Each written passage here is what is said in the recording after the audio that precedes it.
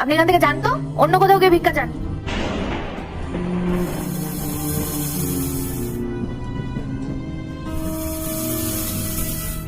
এই নিন, আপনাদের দুজনকে সমান সমান ভাবে ভাগ করে দিলাম। এবার আপনি আমাকে দোয়া করুন, আর আপনি আমাকে পুরো প্রাণ ভরে আশীর্বাদ দিন।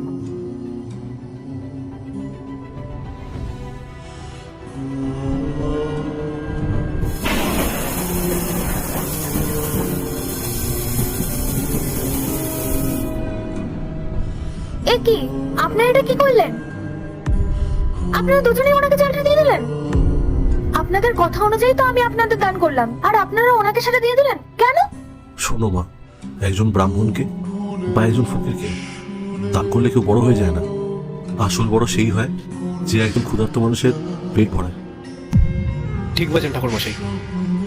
মা, আপনি একটু আগে কি করলেন? আপনি অর্ধেক দান আমাকে আর অর্ধেকটা ওনাকে দিলেন, কিন্তু আপনার সামনে এই বৃদ্ধ মানুষটা 2 দিন ধরে না খেয়েছিল। আপনি একবারও তার কথা ভাবেননি। মা, তোমার মনে লোভ আছে, আর তুমি আমাদেরকে দান এটা ভেবেই করলে যে আমি তোমায় আশীর্বাদ দেবো, আর ফকির সাহেব তুমি দোয়া দেবে। মা, তুমি পুণ্য কিনতে চেয়েছিলে, দান করতে না।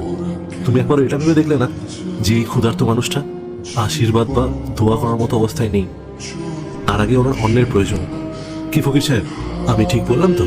100 বার ঠিক বলেছেন আপনি। মা, আপনি তো দান ধর্ম দেখে করেন, নিজের স্বার্থ দেখে করেন।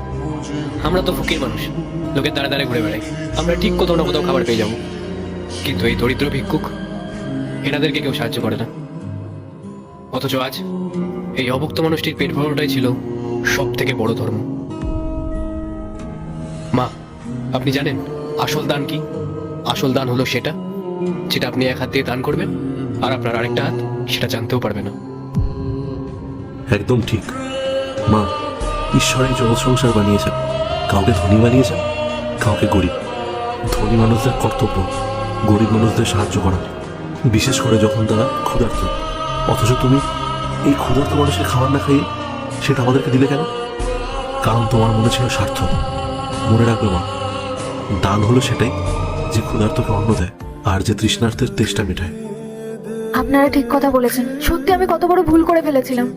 আমার মনে স্বার্থ বাসা বেঁধেছিল। আপনারা আমার চোখ খুলে দিয়েছেন, আপনাদের ধন্যবাদ। তোমাকে বোঝানোই আমাদের কর্তব্য ছিল মা। এই শিক্ষাটা সবসময় মনে রেখো। ভগবান তোমার অনেক মঙ্গল করুক মা। আল্লাহ তোমায় সবসময় খুশিতে রাখুক। ধন্যবাদ। পার্ট 2 দেখতে সাবস্ক্রাইব করো ভেলকু 78M।